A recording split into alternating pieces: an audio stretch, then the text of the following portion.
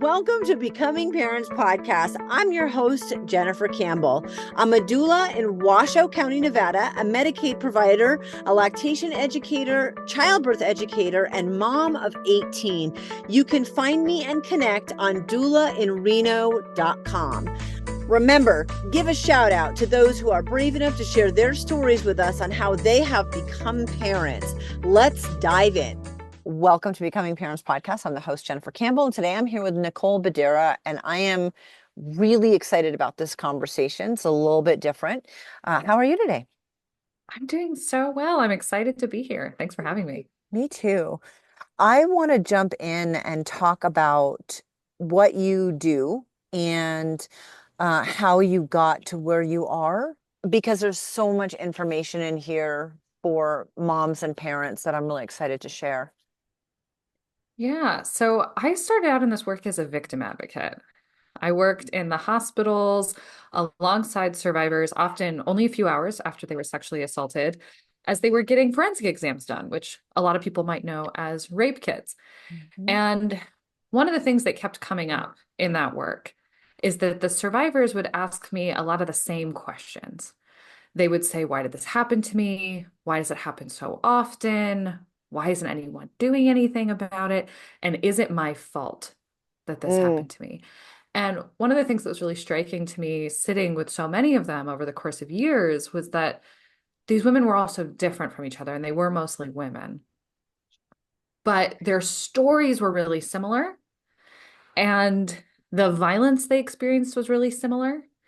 And so the thing that really stuck with me is that at the time, a lot of the academic literature would tell you, oh, they must have done something risky. There's something about them. It is their fault that this happened to them. And that just didn't sit right with me. And there is some literature from before that that is a bit more survivor centered, less victim blaming, more feminist. But I wanted to go do research to be able to answer those questions of why do all these cases look the same? If it's not the victim's fault, then what's actually going on? I I hate for you know what? I'll jump in. I lost my virginity to date rape, and I understand that. Like, did I dress a certain way? Did I act like what did I do to deserve this? So I can completely relate. I mean, I was embarrassed, afraid, um, all the things that go on with that. And I think I don't know if it's a trait that women have about like instantly blaming themselves, or this situation of instantly blaming themselves. But I can see how that would be the case, and how like that's the first thing you even need to get through the fact that it shouldn't matter how you're dressed. I mean, if there's a point that a woman says no, no matter how hot and heavy things are, that should mean no, and that's enough. How did you start to dive into these studies? And wow, wait, first, like, how did you get into this forensics? Was there something appealing to this? Like, this is very specific. I'm so grateful that you did, but how does one suddenly become in forensics for date rape kits, you know? I don't really know how I got there. I think part of it was that I was starting to see the pieces of everything that you were just talking about. That I was in college at the time, and college campuses at the time, this was legally required. It still is, but a lot of schools aren't doing it because it's fallen out of favor. But they were required to give sexual assault prevention tips to their Mm, students. And those sexual assault prevention tips, this was actually my first study, was looking into them. They all blame the victim. They all say the victim needs, to avoid getting sexually assaulted, you need to do X, Y, and Z, and you need to do it exactly right. And if so, it won't happen to you. And I think for a lot of us as women who are afraid that something like this could happen to us or to our children, we think if I just do everything right, it'll all go away. And that's not how it actually works. When I was doing the research, one of the things I found is that all these prevention tips are contradictory, which means there's no way to do all of them correctly. Because if you're told that you can never trust anybody, but also that you should never be alone, and if you just move to college where you don't know anybody, how mm, are you supposed to get to never being alone unless you trust somebody, right? And yeah. so that's how I originally got pulled into the victim advocacy work, is I was seeing these things in my personal lives, seeing that it was unfair, seeing that it wasn't right, seeing that victims were getting blamed. And then I wanted to help. And of course, once I got there and I learned more about the definition of sexual assault and all these things, I realized I'd had some of my own personal experiences too. But that's really the order that it went in, was looking around and saying, I don't think it's right that nobody is helping victims and that people are telling victims it's all their fault.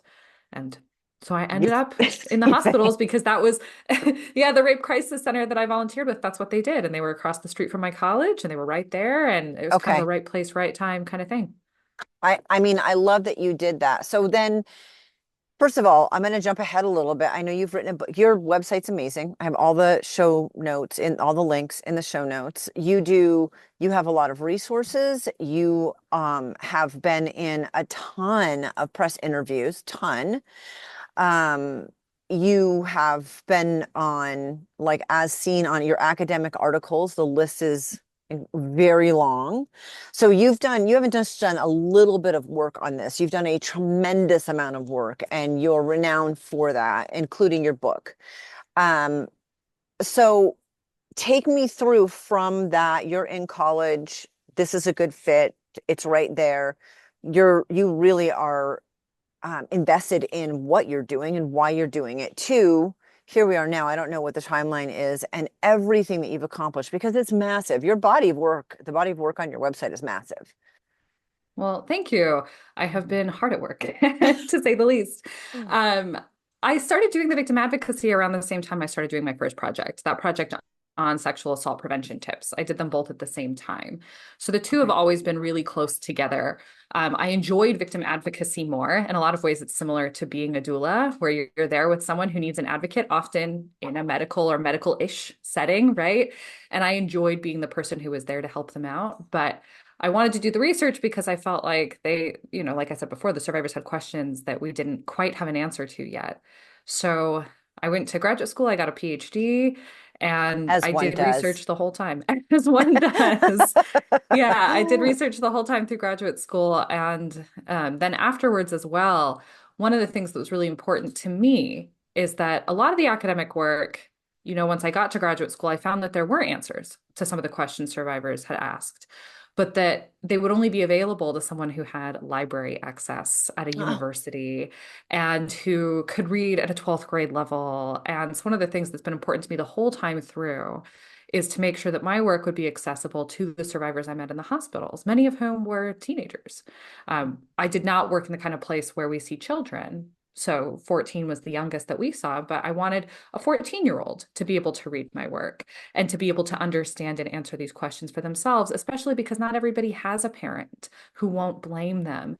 That's one of the things that was most heartbreaking to me in my research and in my work as a victim advocate is often parents would respond when their children were sexually assaulted the exact same way that those tips would. They would say, well, why were you doing this? Why didn't you do that? You shouldn't have mm. been there. You shouldn't have been out so late. I told you I didn't like that boy. And I told you to stay away. And they would try to get control back over their kids. And so one of the things that's been clear to me is that not everybody has access to somebody who can help them with this stuff. And so I wanted the work to stand on its own. And that's why I've done so many press interviews. That's why I've written so much for public audiences. That's why you can find every article I've ever written, even for an academic article, on my website free, is I do want everybody who needs it to be able to read it. Holy cow. And you said 14 and my gut just, ugh, gut just clenched. Although I was 15, so not a whole lot different. But It's still, different when we're adults, though. As adults, we really can see, when you're 14, you think you're so grown up. oh, you But do. when you're an adult looking at children who are 14, you realize that they really are still children. And yeah, I feel the same way that there are some things that were normal for me and my friends when we were younger that we Yeah. didn't think was such a big deal at the time, that then I got older and realized actually this affected us really deeply. And it is a huge deal. And so I do the same thing when I think about the teen girls. I think the other thing is that, yeah, I mean, that's huge. And even I want to say, like with my daughters, who are my youngest is 15, but the rest of them are adults. And I wanted to be there and was really open and did foster care. I work with women. I mean, I couldn't have been more, I have the desire more for my kids to come to me, and they didn't always. So even when you're a parent who's really invested that your kids can talk about anything and you can have great conversations and you always want them to come to you, that does not mean that they're going to. They may not go to anyone, or they may only go to the counselor at school. So, I mean, having access at young ages at a reading level is super important. So, again, just shouting you out. Tell me some of the, other than women instantly blaming themselves, what are some of the other things that you found that are common in the majority of situations? One of the things that I think really resonates with people from my work and that I think is a little different than how other people think about sexual assault is I do take a sociological approach. And so I'm not really interested in the psychology of why people perpetrate violence or why, Mm, what happens psychologically to victims afterwards. That's not in my skill set. That's not in my wheelhouse. The thing I'm interested in is how sexual violence leads a survivor's life to unravel. And that's one of the big things that I find is that for a lot of us, I think we assume that the sexual assault itself is the worst part. And once it's over, everything gets better from there. And in reality, it's not often the worst part. no. That we actually know that how traumatic a sexual assault is not just determined by the violence itself. It's determined by how everybody else reacts to the survivor when they try to seek help. Do they get help? Do they get to safety? Do they get support or do they get blamed? Do people prioritize them and their needs over wanting to hang out with their perpetrator or keep their perpetrator around at family functions? Oh my These are the gosh. things that matter just as much or more. It's wild, but I think a lot of people, when they hear it from this perspective, from the victim, it seems so obvious that you would take the side of the survivor. Of course I would. But one of the things that I consistently find in my work is that when someone knows the perpetrator and the victim both, and we very often do, because most sexual Mm, violence is committed by people we know, okay. something I want every parent to know is that there's all of this concern about sort of stranger danger and protecting your kids from people outside the family. But actually, the person who's most likely to sexually abuse a child is someone within the family. And so it's most of the time when we're talking about children in particular, if you know the victim, you know the perpetrator. And I find that in those cases, people are a lot more hesitant to do the right thing by the victim, in part because it's so hard for us to wrap our minds around what has happened. We don't Yeah. want to believe it was possible. So we go into this state of denial. And then we say things like, oh, I think that there was just a misunderstanding. Or, even if that happened, can't people change? Moving to this hopeful place that it'll all disappear. And then it's everybody around the victim who ends up extending the harm of the sexual assault by saying things like, well, like something I hear a lot in family settings when the abuser is somebody within the family is like at a wedding or at a family reunion. What they'll say is, they're part of the family. We don't kick anybody out of the family. So even though he hurt you, he's important to other people in the family. So he still should be at the wedding. He still should be at the family reunion.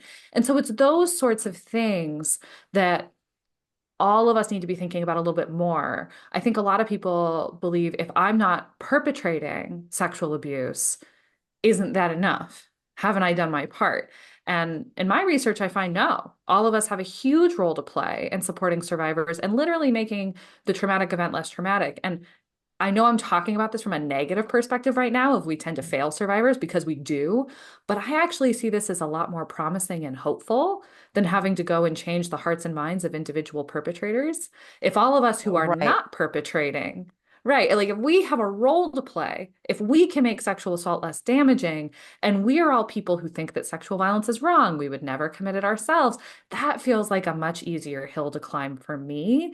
And so I see a lot of hope in this, that every time we get it right, we're literally healing survivors.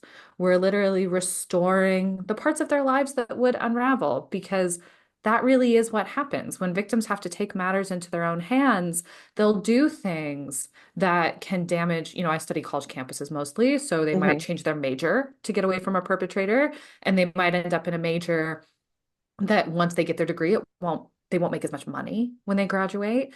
They might quit a job to get away from a perpetrator, or they might remove themselves from family functions and distance themselves from their family. And so, all of these things that unravel a life, that's where a lot of the pain really is. It's not just with the sexual abuse. No, because it doesn't end. I mean, if Right. that was it, which is huge, I'm not minimizing the sexual assault or the sexual abuse, but if that was it and then you moved on and there were no reminders and you didn't have to change everything, but you're right, the fact that people are changing everything about their lives, including whether or not they're comfortable going to family reunions or Thanksgiving at grandma's house. I mean, that should not be what they have to decide. It's a constant reminder, it's a constant everything.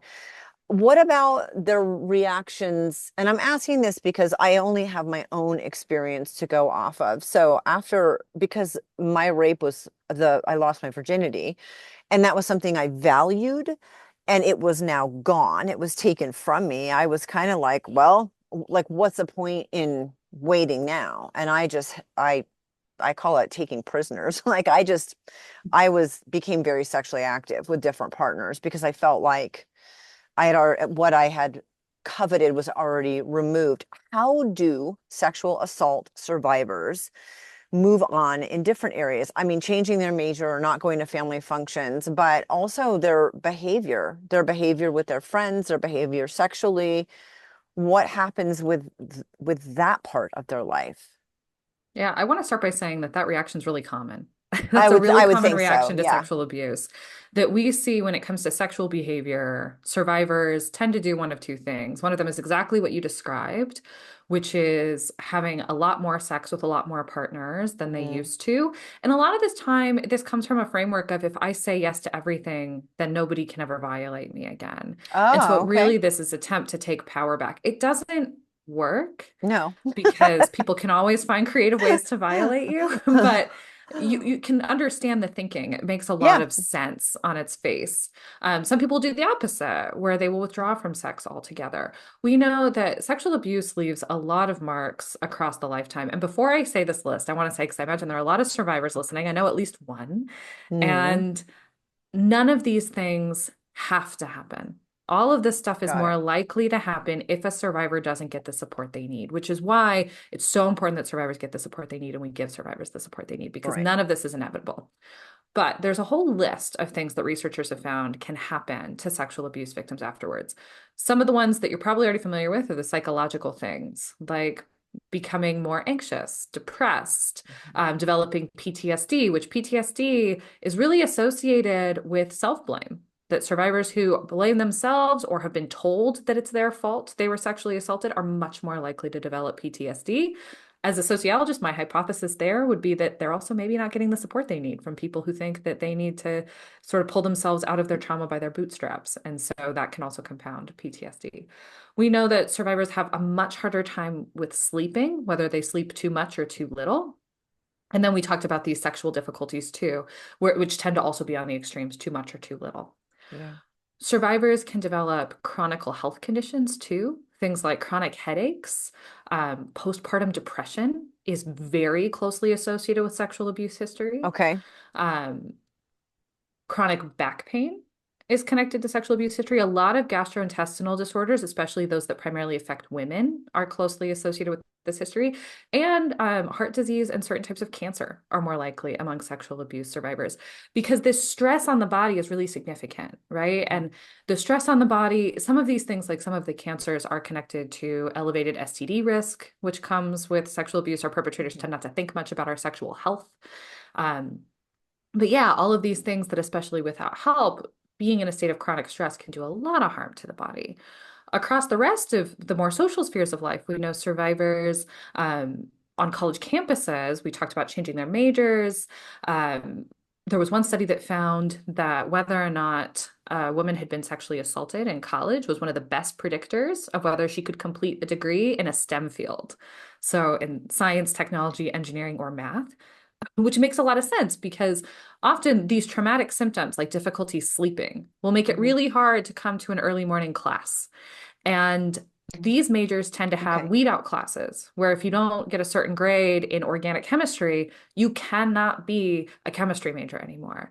And we know that sexual abuse in college tends to happen right around the same time as students are taking these weed out classes at the beginnings of their degrees. And Wow. so it kind of makes sense when you put on paper to say if you're having trouble sleeping and that's going to impact your grades because you can't pay attention in class as well, you're going to have difficulty forming memories, that might affect the kinds of majors that you can have.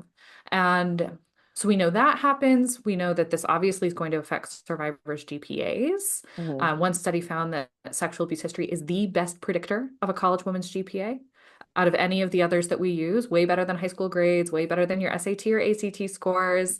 Um, so that's one area. We also know that survivors are less likely to graduate. And we've found that for a lot of the time, that's not what survivors intend. Often it's the trauma or the fact that for graduate students, for example, they'll be in a cohort model and their perpetrator will be in their same cohort. And so they'll have to take every single class with them. Oh. And what the school will say is, why don't you take a leave of absence for a year and then join the cohort below? But the problem with that is that in our society, where so many of us need student loans to go to college, Hmm. if you take a leave of absence, you have to start paying back your student loans. And if you're behind on your student loans, you can't get more to continue your degree. And so a lot of survivors are finding themselves unable to afford to get back to school because how could you pay off your student loans if you don't have the job that you were supposed to get when you finished your degree? And if the whole point is that you are reeling in trauma, and maybe that's not the best time to be setting out on the workforce for the first time either. And so we're finding that it's something that a lot of survivors don't know is a risk if they take a leave. And then they end up with all of the burdens of a college education, like debt, and without that degree. Unsurprisingly, all of this stuff means that survivors often have a harder time getting a good job, staying in that good job long term, especially if they're experiencing more harassment at work, because this is not just something that happens once. For a lot of people, it's something that happens repeatedly. Um, and so then, unsurprisingly, there's a lot of other mental health things that can happen to survivors too. Self-medication through drug or alcohol abuse is pretty common, again, especially if survivors are blaming themselves and thinking it's their fault. And the risk of suicide is higher in survivors. And I think that's a really important thing to say because we hear that when we talk about sexual assault in society, we mostly talk about the perpetrators and how if you come forward and they are accused, they might be at higher risk of suicide. I want to be clear, there is not a single study that has ever demonstrated that's true. And part of why we don't have a study like that is because it is such a rare thing in our society for a perpetrator to actually be held accountable. But what we do know is that when survivors can't get what they need, including separation from their perpetrator, including a sense of justice and value in their community, they're at a much higher risk for suicide. And so I like to include this whole list because I know for a lot of survivors listening, you haven't heard a lot of these things before. And maybe you were blaming yourself, maybe not for the assault, but for why Mhm. didn't I do well in school? Why was I having a hard time getting to my job on time? Why have I been struggling with addiction? When in reality, none of those things are your fault either.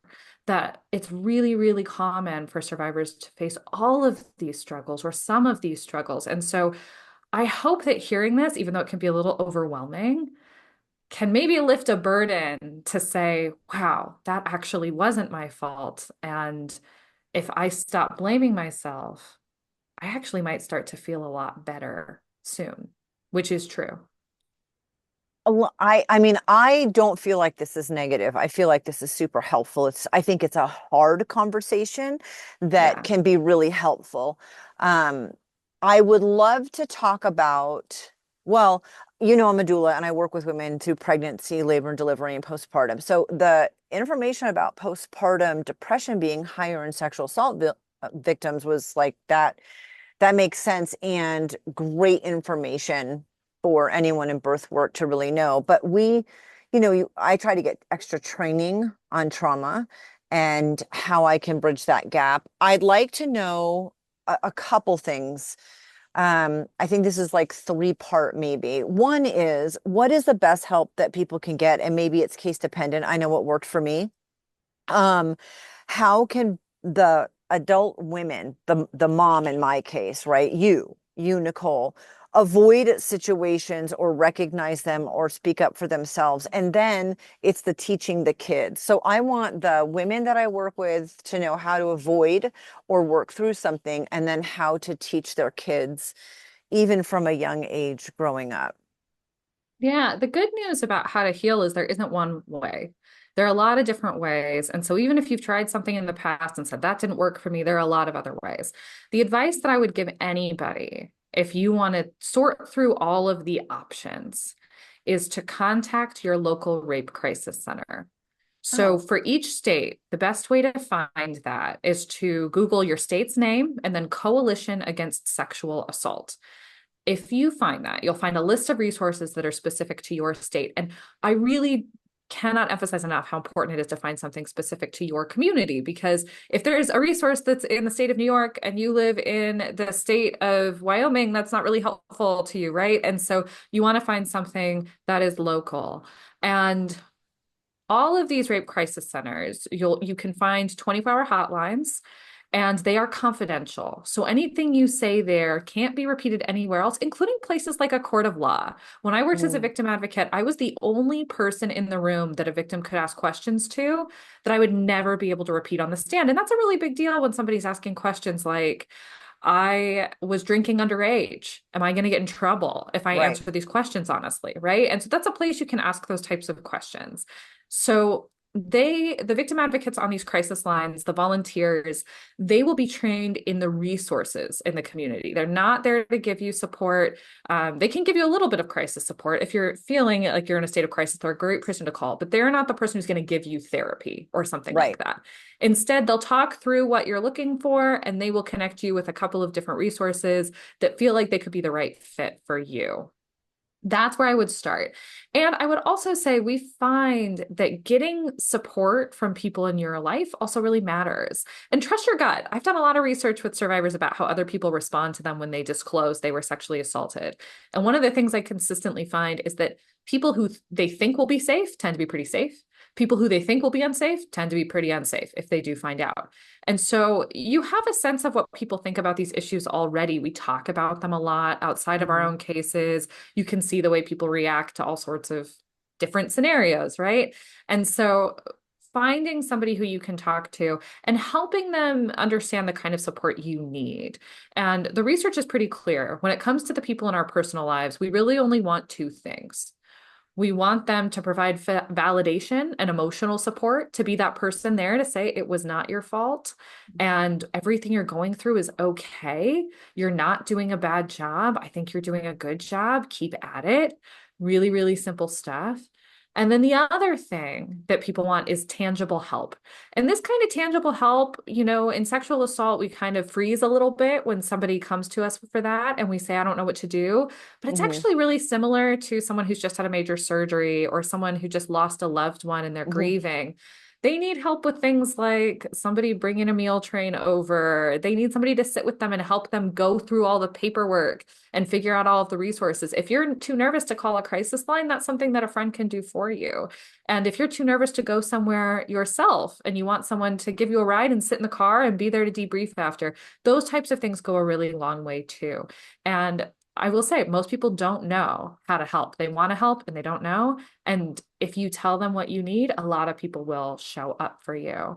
Um, and then the other thing that's underneath all of this that a lot of people need is safety. If you are still in a situation that is unsafe, it is not a fair expectation to start healing.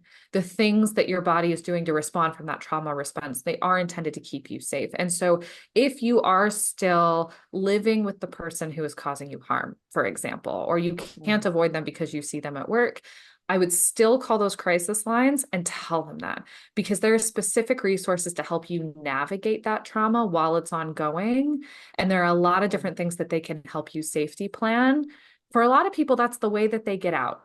If they're Right. wanting to get out, that's the way they get out. And nobody will ever force you to leave before you're ready or before it's safe. So I'll say that too, that there is no way, it's unfair to expect yourself to be able to heal while the harm is still ongoing. And so if the harm is still ongoing, take that pressure off yourself and focus on getting through it. Wow. So how can women recognize? I mean, you already made the biggest statement, I think, in here is that if I'm a parent, it's going to be if I know the victim, then I know the perpetrator. So it's being, I think one thing would be being really aware of who your kids are around, who they're left alone with, things that they may say that don't seem right. Um, I'm sure there's a lot of that within this, but how can parents really recognize things for their own children and maybe even safety for themselves? You work on college campuses. I used to have my kids call me then when they walk from their class to their car. So we'd have all these fun conversations in between classes and Mhm. stuff because I just felt like if you're on the phone with somebody while you're walking, you're less likely, someone is less likely to assault you in those situations. But I'd love to know kind of what things to avoid or what to do so that you're less I remember my aunt who's just 6 years older took a self-defense class and she was told that if you feel like you're being followed, do something that's socially unpredictable and considered inappropriate, like pick your nose, that you will get left alone by people if they're looking at you as a target. And this of course is separate from someone you know in your house, but anyway, so it's weird the little things that stick with me, but help tell me from your evidence what we can do to avoid things and how we can recognize them in our kids or teach our kids. Yeah, so I don't think a lot about stranger danger because it's so rare. That's such a rare Okay. form of sexual violence. So that's something that for me, and I do this in my personal life too, if I'm getting a vibe that something's off, I will react to that. But otherwise, I live my life. I live my Yeah. life and I don't think about it too much because it is the least likely thing to happen. Okay. I think more about what happens with our acquaintances, with the people who we trust. And so I'm going to answer this question two ways. One is just sort of if you are in a situation that feels like it's concerning what to do, the way that usually comes through is coercion. And the way we can Mm. feel that in ourselves is when we're around someone, if we end up doing things that don't match our values. And we end up Mm. doing things that feel out of character for us because they're the one who's kind of pushing you to do it and you Right, kind of right. blame yourself after. That's how coercion feels. You say, why did I do that? Because it's sneaky. You don't realize that the other person is telling you what to do. If they just told you explicitly this is what to do, you would say no. So it's when you're like, wow, I can't believe I did that. How did I end up doing this? That's something to feel for. And then also, one of the things that researchers find is that actually women are really good at preventing sexual violence, that most attempted rapes are not completed rapes. And that's because we get this sense of when, you can kind of tell when somebody's trying to isolate you. You can tell when somebody is treating you strangely. Hmm. And so if you can remove yourself from that scenario before the tipping point, because there is a tipping point where it's really, really difficult or impossible to resist because you've lost power and autonomy in the situation. And if you reach that point, there's not much else that a victim can do. But if at the beginning of that scenario, you step away and even if it breaks the social norm, even if it breaks a boundary, that can be really helpful. Again, I think mostly about college campuses. So one of the examples I use a lot is meeting somebody at a party who keeps interrupting you and talking over you, and you don't like him. You don't like the way he's treating you. He doesn't feel respectful. There's a real pressure if he's in your friend group to stick around and talk to him anyway, to spend Uh, time with him, to let the night continue as people are drinking more alcohol or people are starting to leave. And so your friends aren't there with you to help you anymore if something goes right. wrong. But if we made more space for women in our society, just walk away and say, I don't like him. I'm not talking to him. I'm going to talk to someone else. Things like that can be really helpful in prevention and to make it feel Okay. normal. And this is the part where I'm going to start thinking about it from a parent perspective. And we want to teach our kids these things. Right. Mm. One of the most important things is to lead by example in the home. So for our daughters in particular, if we are setting the norm that when their father is mad at them, they have to stay and listen to the screaming lecture, then that's what they're going to expect from their partners too. That's what they're going to take out into the world. And so a lot of people don't see it when it's happening in their home because we think of children as people who need to listen to their parents. Their parents need to be able to control them and make decisions for them at certain times. But you have to be really cautious because you do want a child who, if they don't like the way their father's treating them, can run out of the room, slam the door, scream and yell. You want them to feel comfortable setting that boundary. And that's different than mistreating somebody or being completely disrespectful. I'm really Right. talking about scenarios where people want to just get away from it. They want to be able to walk away. And so that's something you have to train into your kids from a really young age and be mindful of the times when it's inconvenient to us as parents. We're trying to get out the door and they're throwing a fit, and to, weigh that back and forth to be able to say, you know what?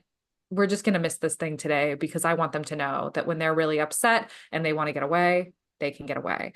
And then the other thing that researchers find is the most important for children is when something happens to them, usually, especially if it's long-term abuse, it sort of escalates over time. And so the first few things, we call this grooming, the first Yeah. few violations are pretty small. They're things that are not necessarily going to be very traumatic to the child.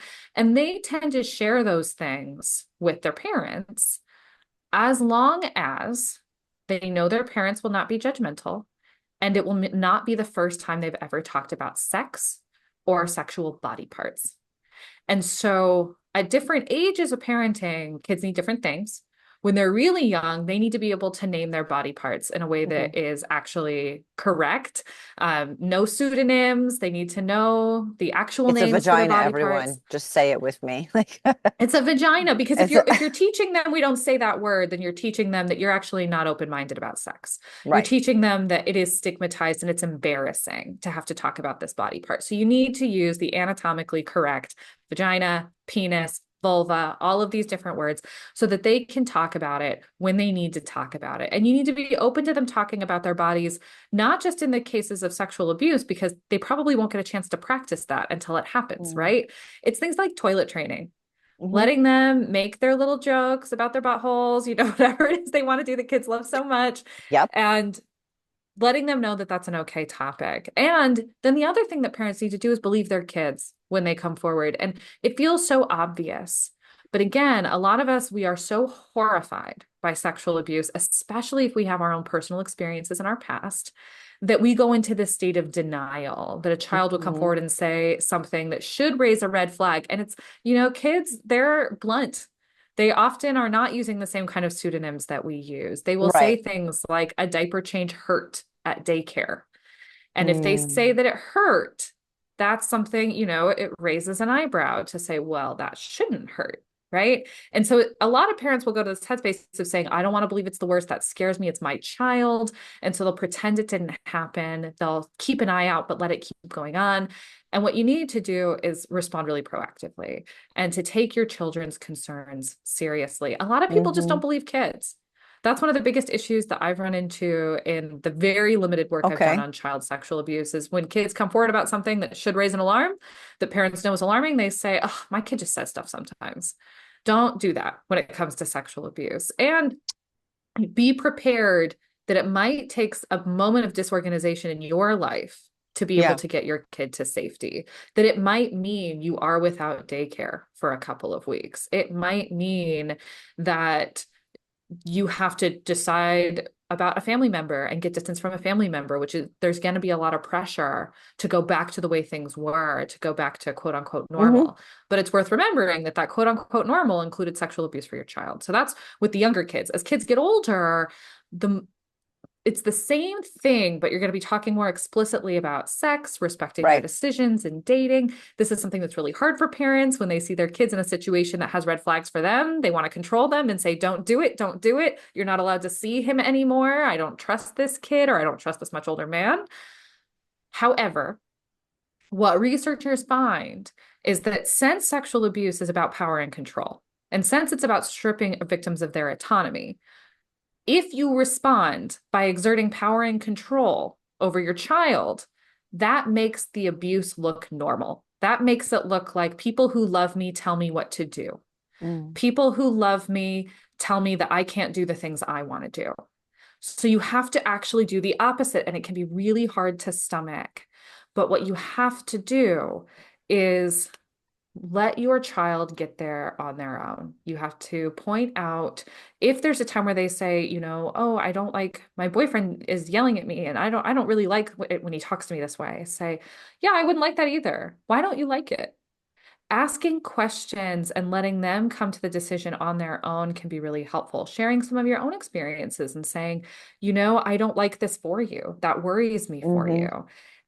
But one thing that I do, a lot of people come to me when they think they might be in abusive situations or when they need help because somebody they love is in one. And the advice that I always give and the way I always end conversations with is you will make the best decision for yourself. I trust that you will make the best decision for yourself.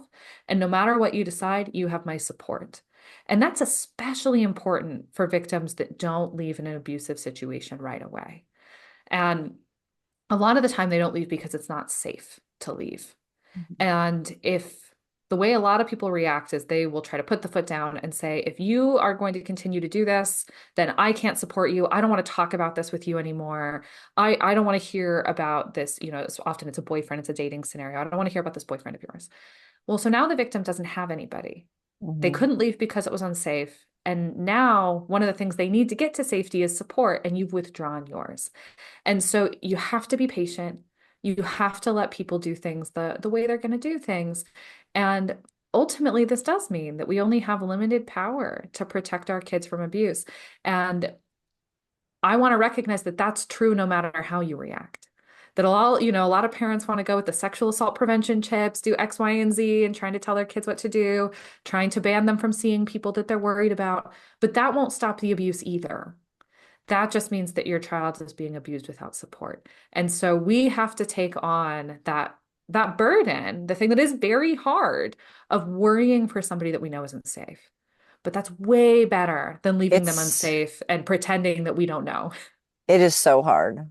It is so hard. I've had kids in situations that have not been great, and it is so hard. And I'm sure I didn't completely handle it well, perfectly, but it's really hard. Nicole, you are a wealth of information. We could keep talking about this. I so appreciate you coming on today and sharing all this. It's really invaluable to support women out there. So thank you so much. Thank you for having me, and I hope it's helpful. I Yes. I want to end by saying that there is so much that parents can do to support each other because Hmm. parents are often experiencing abuse too, and our children. And one of the things I find in my research, and if anybody does read the book, it's one of the things you'll see in the book, is that Hmm. the students, the survivors who had their parents' support fared a lot better than the ones who Mm. didn't. And it's getting back to what I said at the very beginning that how we react after trauma matters. And as a parent, you are one of the most important people, if not the most important person in your child's life, even when they grow up, Yeah. even when they're young adults, that's still true. And so, one of the things that people often say after these conversations is that, like, it's heavy, it makes me feel kind of sad. And I want to say, I hope it makes you feel hopeful. And I Hmm. hope you can be proud that even if we can't make everything horrible go away for our kids, we should be proud of every little burden we take off their shoulders, every Hmm. single one. And there is so much potential to be able to help our kids through these hard things.